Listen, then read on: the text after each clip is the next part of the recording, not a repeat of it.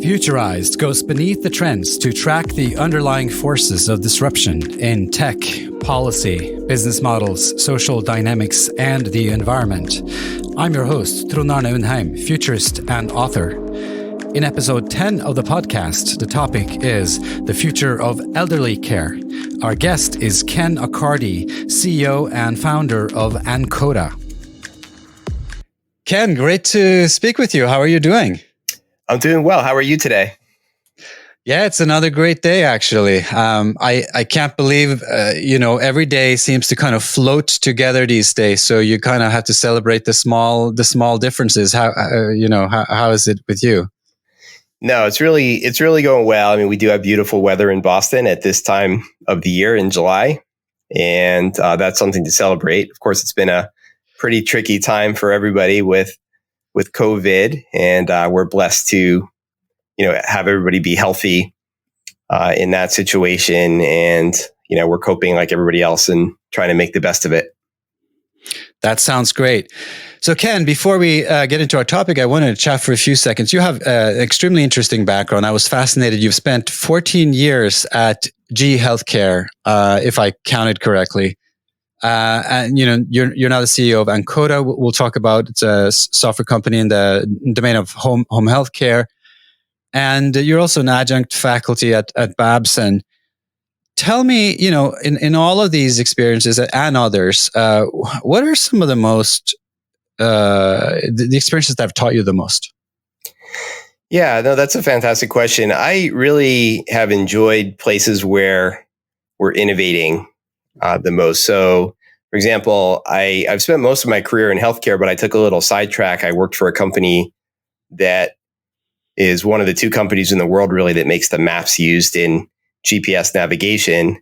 And when I worked there, it was a time when really car navigation, really Google Maps wasn't a thing yet. And people were just starting to get things like TomToms and Garmin devices in their car. And it's really just fun to be part of that and then see it, really become mainstream. And, just another quick story, early in my career at GE Healthcare, the way that I worked in the X-ray division and the way that you take an X-ray essentially involved at that time, like a TV camera. So you really have this doctor who's trying to do a cardiology procedure around a table, and he's encumbered by this huge TV camera type of device. And at that time, there was a project that some of my team members worked on. Actually, my wife worked on to make a flat panel X-ray detector that's more like the size of a pizza box instead of the size of an old school TV camera. And I've been out of GE Healthcare for a while, but when you see something like that, everywhere you see an X-ray machine now, that's what they have. And I remember those first prototypes cost millions of dollars, and now it's just something that's part of every X-ray machine. So I think that really the things that have been the most exciting thing for me is when we were the first to innovate in an area and then saw it become mainstream. That's great. That's really cool.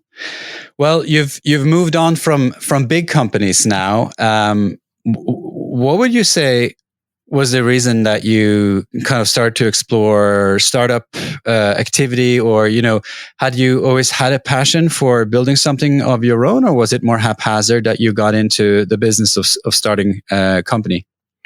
Well, I wouldn't say it was really haphazard, but one of the things I did at GE was we figured out a way to remotely diagnose problems with our digital equipment. And GE Healthcare at the time was mostly X-ray machines, CAT scans, MRI, that type of thing. And we came up with technology. This was, I'm really dating myself here, but the early days of the internet, and we figured out how to connect into machines and figure out what was wrong with the machine before we sent a person to go fix it.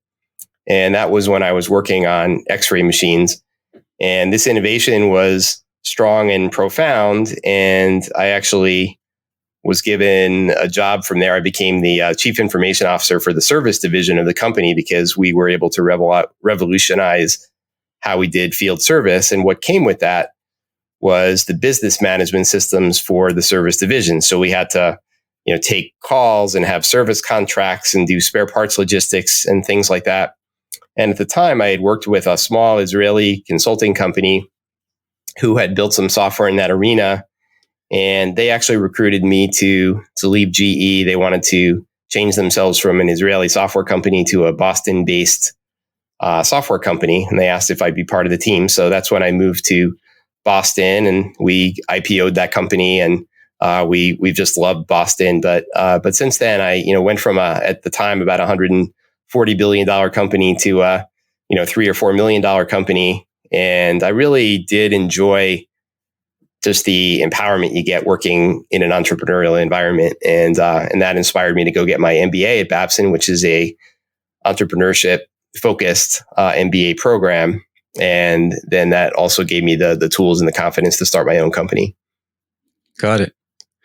So let's jump into it. So the social challenge of elderly care is really it's a striking societal challenge. I mean, on this podcast, we explore the really big challenges that our future holds for society, not just in technology, but just overall. This seems to be almost like an insurmountable challenge. I mean, it's a massive amount of people that are going to need care in the years ahead, differing, between different societies, but certainly in the US where we both are right now. I mean, I have some numbers that we can go through, but there's something like 46 million older adults right now, but by 2050, that number is going to double, right? I mean, that these are staggering figures. How is this system even going to cope with that, and what will that mean for our society? Even just that increase.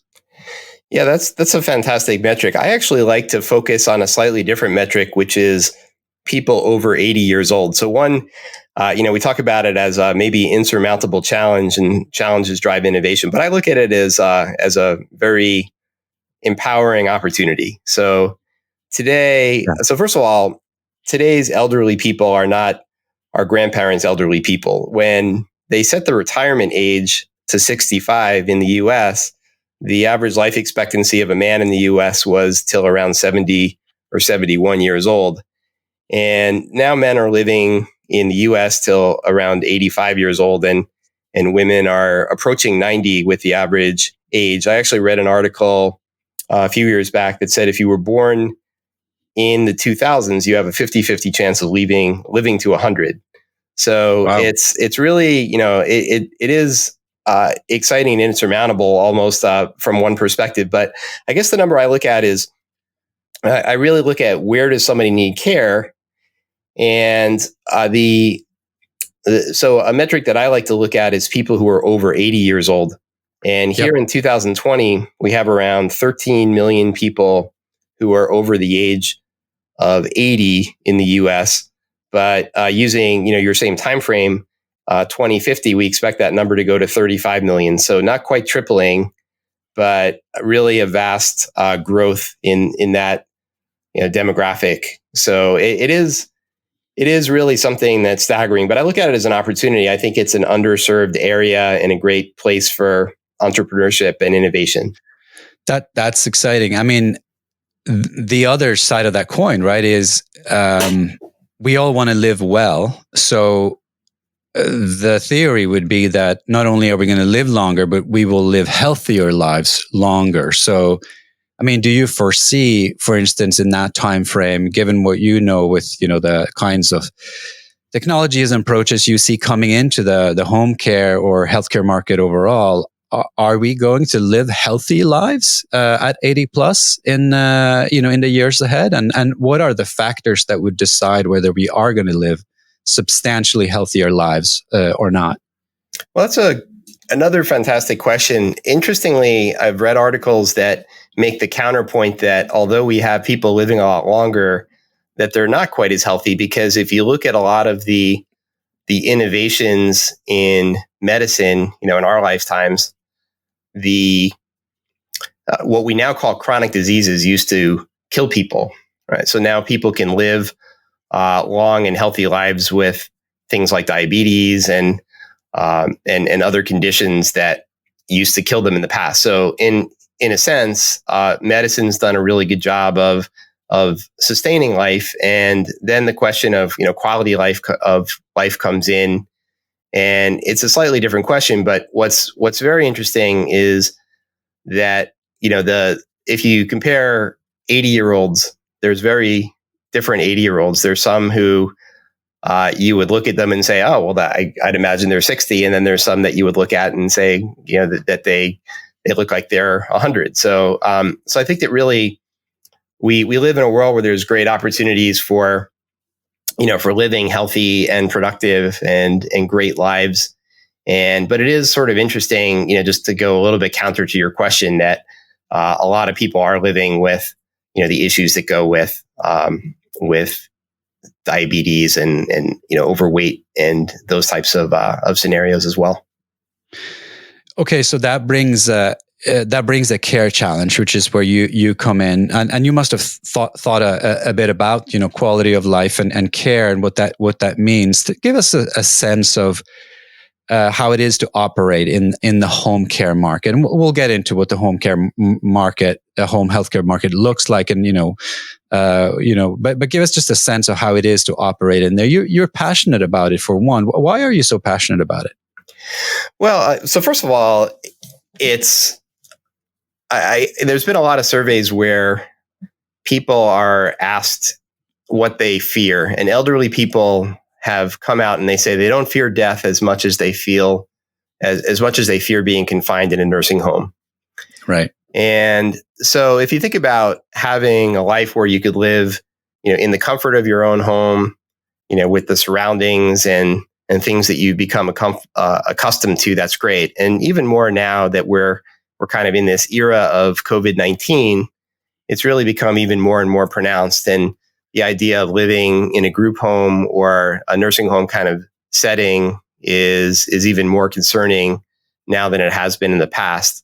So I really do think that if people have the opportunity to live and age in place in their home, that is one of the formulas for a blessed life. And so that's, I would say, why I'm passionate about it, and even more doubling down on that now that we've experienced something like COVID-19. Well, let's get to that as well. But I wanted to and some of the challenges with the strategy of living at home. But first of all, how big is the proportion of all of those people that are in this category that potentially could live at home? What is right now in the U.S., just to take one statistic, like how many are actually exploiting this opportunity to do home healthcare versus going to a home, and how has this trend evolved? Yeah, so the reason I brought up that statistic of people who are over 80 is that a good metric is that around 2/3 of the people over 80 today are recipients of some type of home care, and it could be just a small amount, somebody coming in a couple days a week to help with a few things, or it could be live-in around-the-clock care. Yeah. But I think that is a good proxy for the market. Is about 2/3 of the population over 80 needs home care. And I guess the indicator for that is it's not really a health question, but it's more what we call activities of daily living. So the indication for when you are starting to need care is when you need help with things like your nutrition, hygiene, and to some degree socialization and those types of areas. When you can't take care of yourself in those arenas, that's when you start to need home care. Got it. So those are the needs. And can you paint a picture of what this home care market looks like? I picked up some reports. I don't know if they are the best ones, but it's obviously, because of the numbers we were talking about, it is a growing market, right? So I mean, presumably, it is an attractive market to enter, or would you say it's a difficult market to enter? Because famously, most healthcare markets have a lot of providers there already. So it can't be very easy for a startup to kind of make their way. And there are other challenges as well on the regulatory side that we'll get to in a second. How would you say, is it an attractive space for a startup to kind of move into that kind of a regulated but growing market, and thriving, lots of opportunity, very significant and important quest as well. So it's meaningful, but it can't be easy, right? Yeah, it's definitely not an easy market, and it's not. It is economically a tricky thing. So let's say that we want to pay caregivers a living wage of $15 an hour, and then we want to be able to afford to run a business based on that and look at our office needs and our training needs and staffing needs and the supervisory nurses and things like that. There's a metric in the industry that says that about 55% of your revenue should be spent on the caregiver cost, and then another 45% would be your other office and overhead costs. So bottom line is, if you are providing home care and paying a living wage of $15 an hour, you need to charge around $30 an hour. And if you think about a 40-hour-a-week job, if somebody worked 30 hours in a 40-hour-a-week job, that's $60,000 a year. And most families and individuals can't afford that. So there's a lot of pressure on the profitability of this market. But really the biggest concern in the market is that while we have this growth in the elderly population, we also have a shortage and a shrinkage in the amount of available caregivers. So that's the biggest challenge facing the industry. Okay, so that's the biggest challenge. Why don't you move into tell us a little bit about what Ankota, your company, does in this market? What the opportunity is that you saw, and what kind of service are you providing in the home healthcare market? Yeah, thanks for asking that. We make essentially a practice management software for a home care business. And the best way, just to have everybody understand it, is when you go to your doctor's appointment, they were able to make that appointment and get your health insurance and get your credit card and schedule you and schedule the doctor and manage that and bill for it and get the reimbursement. And that's essentially what we do for a home care agency, but it's a little bit different because of the challenges of geography and having people go to people's homes. And to a degree, a lot of it is day service, but there's also some needs for around the clock service and 7-day-a-week service. But really, that's what Ankota is. It's a software for managing a home care business, and it manages their clients, their care plans, their schedules, their timekeeping, billing, payroll, the whole 9 yards. Got it. Well, that's, it sounds like it's a good thing for this market to get those kinds of tool, because it is slightly bewildering situation. You're dealing with different locations and, you're moving around. It would also seem to be really ripe for some kind of technology. And I've seen some startups that have tried to be more matchmaking type platforms even for this market, to try to maybe even make greater use of kind of freelancers in home care and that kind of thing, and also enable choice, because and that's the kind of the holy grail overall in healthcare, right? To achieve greater value and connection to kind of the value of what's being provided, versus sort of being stuck with kind of providers that are just provided by a system where you can't really influence it very much. And there are all of these terms in this market. I don't know how much they matter, but patient-driven payment model is something I came across. What is the impact of that? What is that term, and why does it matter? Yeah, so I'm just going to be candid with you. I'm not that familiar with that term, so I'm not seeing that one on a daily basis. But I would like to go on, just back to a couple of things that you talked about. So finding the right caregiver is an important thing. So a big part of the software that we have is, how do we find somebody who's geographically preferable for this person, but also has a good match with other things, speaks the same language and might have some similar interests. And also, if the individual needing care has pets or is a smoker, that might be a prohibitive type of thing. So the matching is a big part. But, just looking at, as I explained, the expense of this, if we think about, we wanted to provide care for, let's say, a grandparent of ours, and we say, well, $30 an hour and we need somebody 7 days a week, I mean, that could be $60,000 or $80,000 a year. So a lot of people can't afford that. So what happens is that the market is sort of a bipolar market. Very wealthy people contract for home care and have a lot of hours of care. And very poor people are able to get home care services through Medicaid. And the reason for that is that the state Medicaid programs say, well, if I'm going to put this person in a nursing home, it'll cost me $60,000 to $70,000 a year. Whereas if I send a caregiver for just a couple hours a day, that might cost me more like $12,000 a year. And then the typical family is, we see the scenario where grandma comes and lives back with the adult daughter, and or if they live close, that the family is providing a lot of the care, and then they're supplementing with a little bit of care on the outside. So there is a lot of demand for the market.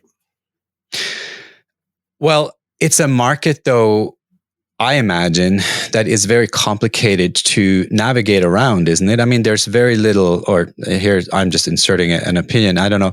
The information transparency, if you are, let's say you either are the person that's seeking the care, or even you are a stakeholder, you're a caregiver in the circle around it. It's your mother, it's your father, and you're trying to design a care solution as you're realizing that your loved one needs a better care.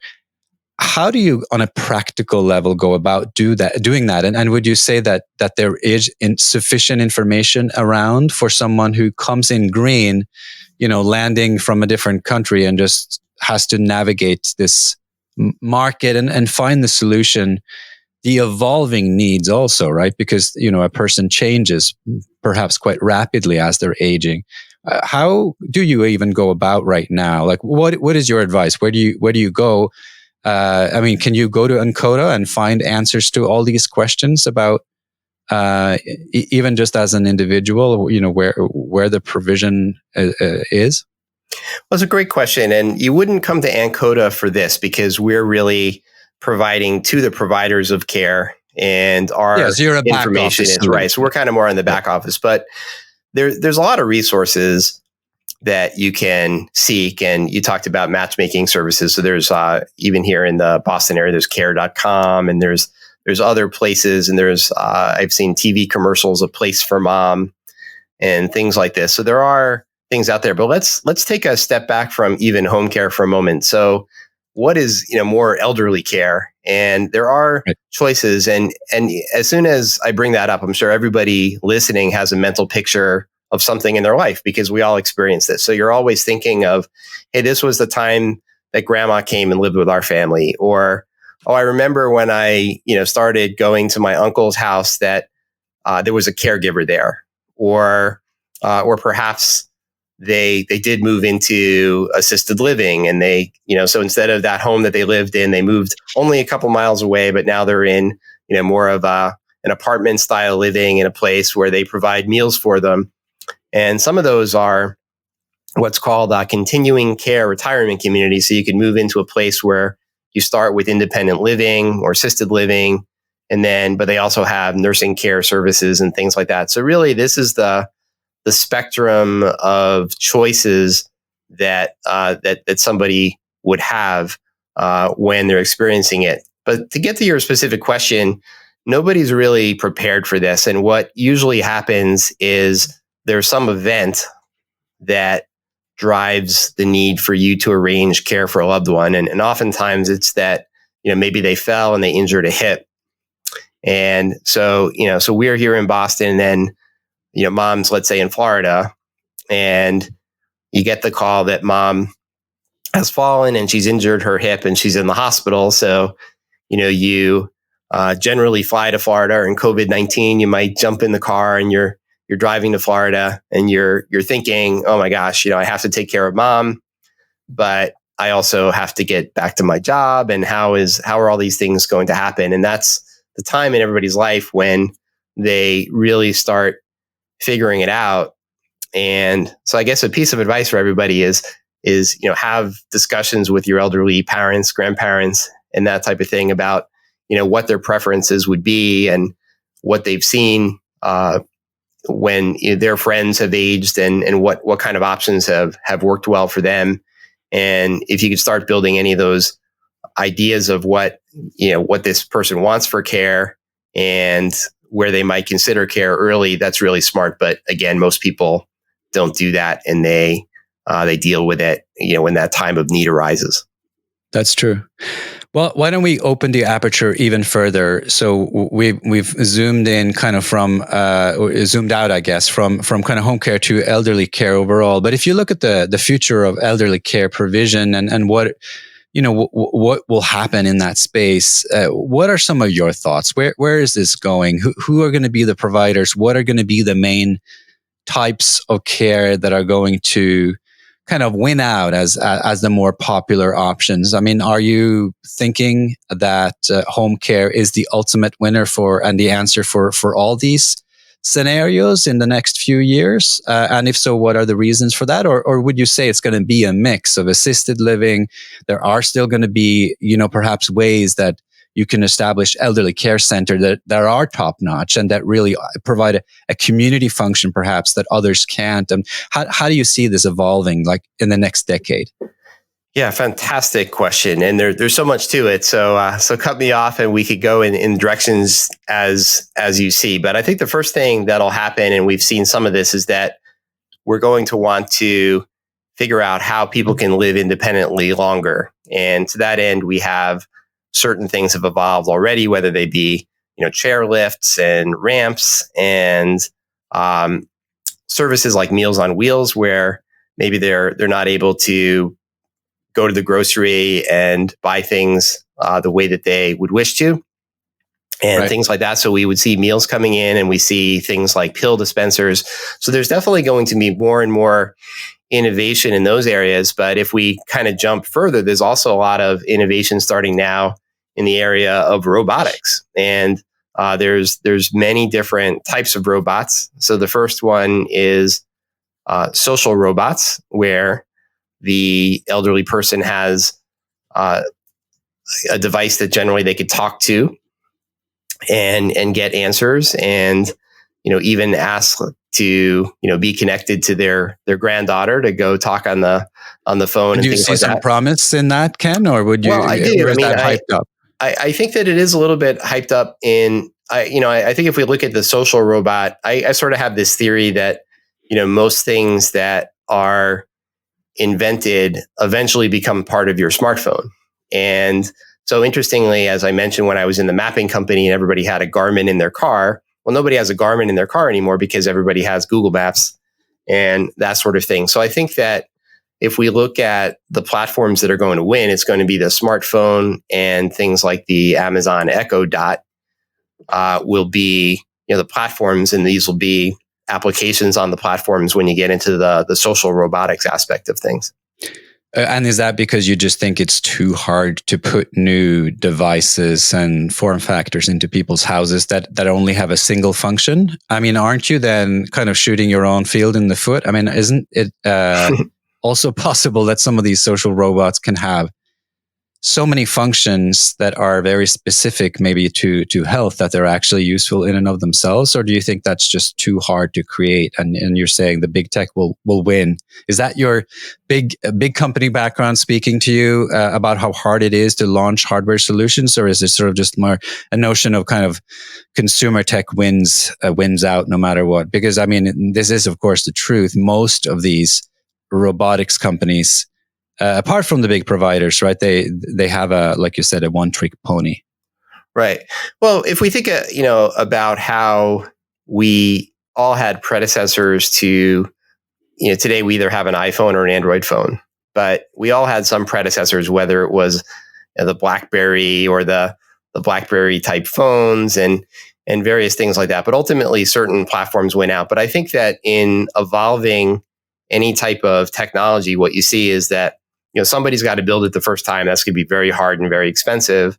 And then people will learn how to mass produce it. And then ultimately they'll figure out how to miniaturize it, and it'll become part of the consumer devices that we have. So I guess if I look at the examples I gave, one being the phone and the other one being something like the Echo Dot today is generally something that you only talk to and listen to. Whereas there have been experiments in social robots. There was one that was pretty famous that was called Jibo, and it looked kind of like an Echo Dot, but it had this camera and screen combined, so it could kind of turn around and follow you, and you could speak to it in any direction, and it could show you pictures in any direction and take your picture and various things like that. So I think that there could be some evolution where where there will be platforms that have this. But ultimately, I think the innovators will build custom hardware devices, but ultimately they will, as markets grow, they'll become, less expensive and become more part of the standard platforms that we have in the home. Yeah, I interrupted you. You were about to tell me about different types of robots and other types of technologies, and we only got to social robots. What were some of the other things you were thinking of? Yeah, for sure. So people are working on mobility robots. They're working on humanoid robots. Interestingly, Japan, which historically has a longer-term planning threshold, has done a lot of research in robots for caring for the elderly.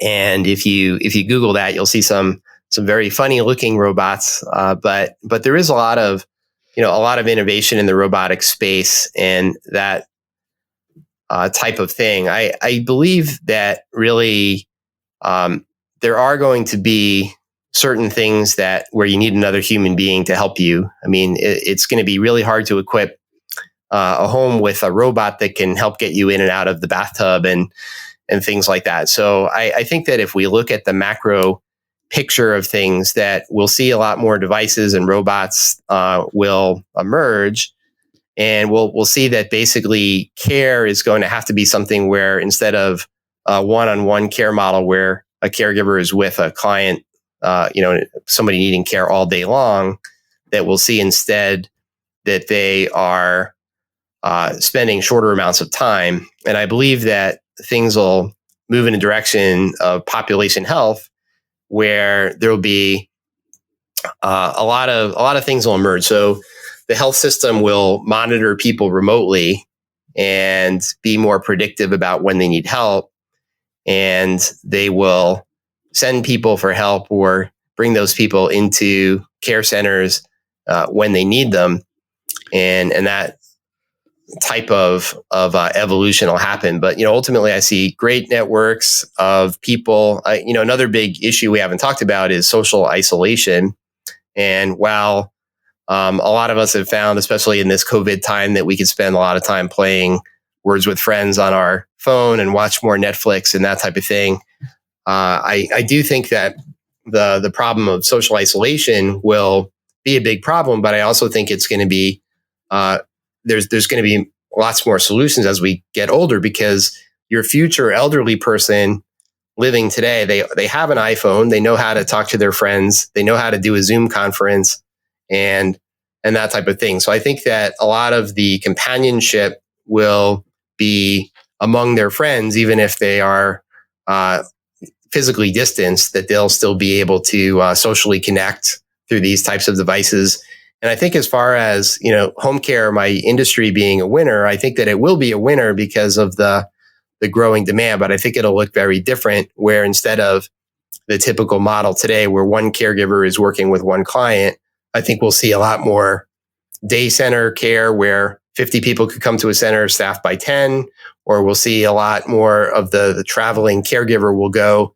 They'll help with several things in one house for an hour, and then they'll move on to the next house and they'll see 5 or 6 or 7 people in a day. So really it's a combination of, humans and robots and technology moving forward. So one thing, I don't know if that's as relevant in home healthcare as it is in care institutions, but it strikes me that lifting heavy patients and helping them, move around is a big part of at least latter stages of healthcare. Exoskeletons are kind of interesting. The body suits, or they have different form factors, but these kind of robotic devices that augment human strength. I know, places like Lowe's and Home Depot are testing these out for their workers, because they have to kind of, and Amazon as well, they're loading sometimes heavy loads, and sometimes you're using still your body strength to do this. And some of these exoskeletons can give you 2x, 3x, 4x, 10x strength. So it's like you put on a Superman suit, and you can carry out really interesting feats. I mean, is that one? Would that be useful to have? In the healthcare market, is that a challenge? The fact that you're straining your back, you're moving around, you're possibly going out to help someone, and they it's a big strain on people's physical strength to be a healthcare worker. Yeah, so that's a great thought. I think that, again, this is an area where the people who could really benefit from it today are the Home Depots and the Lowe's and the Amazon warehouse people and things like that. But as we think to the future, if we're able to innovate in those areas there, and then we can say, hey, if an elderly person can relatively comfortably wear this super suit, and then they can control it, and basically that gives them the ability to walk and get to the kitchen and get to the restroom on their own. I think that's the kind of opportunity that gets presented by a market that's doubling or close to tripling in the next 30 years, is that something like that could really take hold. That's exciting. I mean, there are more technologies we can talk about, but let's just move to COVID for a second. What are some of the immediate impacts that COVID is having in the home healthcare market? What are the new precautions that need to be made? What are some of the immediate impacts? Yeah, so what's happened there is, so first of all, it's had an overall positive effect on the home care industry, because people view correctly that home care is more socially isolated, let's say, than having somebody in a group setting. And as I explained today, it's mostly a one-on-one situation. So if the same caregiver is coming every day, it's relatively safe. And we've actually seen a growth in our home care rosters, and a lot of our agencies have gotten more people onto their roles as families have pulled people back to the home and out of assisted living and those types of things. But as far as the precautions, so one of the things that happens is you'll have supervisory visits, let's say, where somebody's checking on the caregivers and the individual. And that, of course, with COVID, we don't want one person going to 17 homes and maybe picking up the disease and sharing it with others. So we've seen a lot more phone call based support and telehealth. We've also seen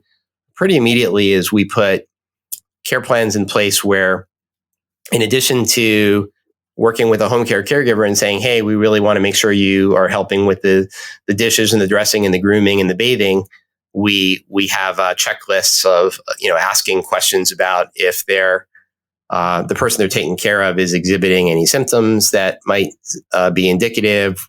We have temperature checks, and a lot of the other things that we're seeing in other places are going on to kind of protect the workers as well as protect the recipients of care. And again, I mean, more remote care and a little bit of emergence of telehealth. We've seen telehealth emerge everywhere and across the healthcare spectrum, but we've also seen telehealth starting to emerge in home care. And we're actually adding a telehealth component to the Ankota software now. So tell me more about that, because what does telehealth mean in home healthcare? I mean, there are limitations both in the regulatory realm for sure, and in terms of what technology can accomplish. But I'm guessing kind of consultations and initial kind of conversations for sure, if they are carried over secure networks, are now allowed, right, for healthcare professionals in the US under specific circumstances. But what are some of the things more long term that you envision to be part of a healthcare package in this market? What kinds of specific services can be put on a tele platform? Yeah, for sure. So even in COVID, and just talking about healthcare in general, most of what we've heard about as telehealth visits have been just phone calls. So really, I mean, the definition of telehealth is that you have people in remote places that are, providing care using some type of technology, and the basic technology is the telephone.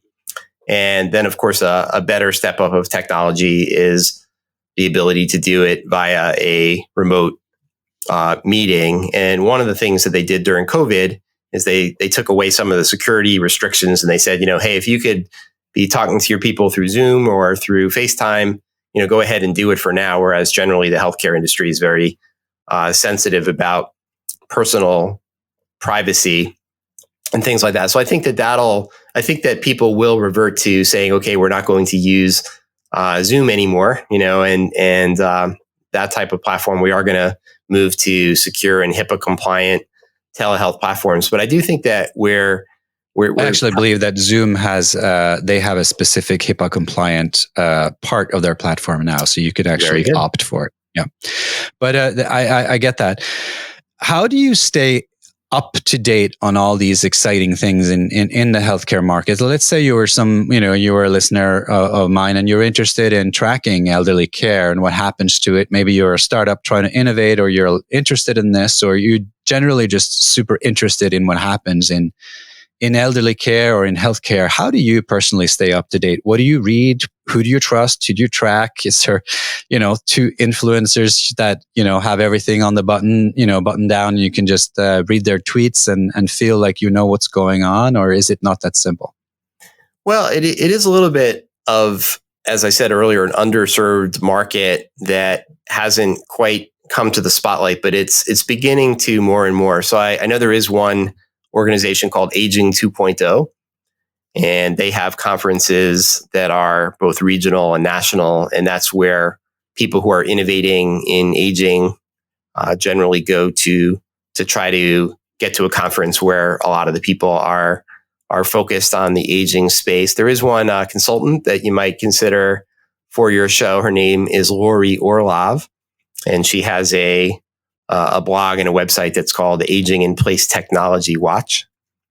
And so she is really a very thorough researcher, came from one of the, I can't remember, it was, Gartner or Forrester, one of the strong research groups. So she's a very strong researcher and objective reporter of what's going on in aging, technologies and things like that. But I think that we're going to see a whole lot more emergence in a lot of areas. Another one just that I could mention is that AARP, the American Association for Retired Persons, is they're trying to do more innovation and focus on technology and the quality of life, and they do have some nice resources there as well. Thanks. So as we're kind of coming to a close here, I wanted to ask you, where's Ken Accardi going next? What are some of your next challenges? We've talked a little bit about your, fantastic career, going from GE to taking on these Israeli companies challenge, and then now with your startup. What are you seeing for yourself in the next decade? What's gonna, where are you innovating? What are you staying with Ankota? You're building that platform. That's your main thing, or do you have other interests that are occupying your mind at the moment? Yeah. So, it's really interesting. I am definitely sticking with Ankota for the short term, and we've been around for 6 years, and we're into 7 figures of revenue, and now we're growing. But we're also starting to get inquiries of, eventually becoming part of something bigger. And so I think that we probably will at some point in the future, but not immediate future. But now you have a corporate hat on again. Right, a little bit. Yeah, exactly. Yeah. So, but a couple of the innovations we're doing just within Ankota are we're looking at the shortage of caregivers, and my timing wasn't good with COVID, but really one of the big products that we developed for this year is one for supporting adult day health centers.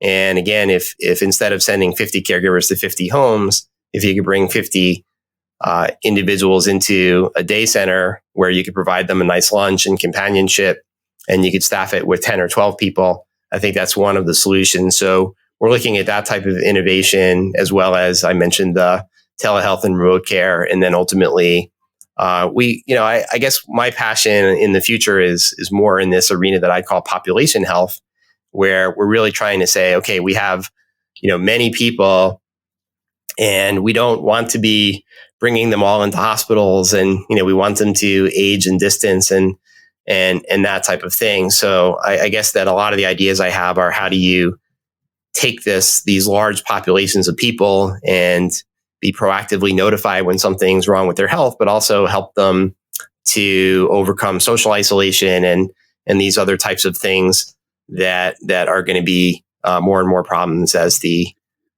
society ages. Thanks so much. We'll leave on that note with predictive population health and reducing social isolation through all kinds of exciting new things that we will see that are going to emerge, and hopefully you'll be part of creating, Ken. Thanks so much for talking with us. Thank you so much. Have a great day. You have just listened to episode 10 of the Futurized podcast with host Trond Arne Undheim, futurist and author. The topic was the future of elderly care. Our guest was Ken Accardi, CEO and founder of Ankota. My takeaway is that the future of elderly care, and home care specifically, is going to be shaped by predictive population health, which will prevent and intervene early rather than wait until it has to deal with chronic disease, treat the symptoms, and endure the effects of aging. Thanks for listening. If you liked the show, subscribe at futurized.co or in your preferred podcast player and rate us with 5 stars. Futurized, preparing you to deal with disruption.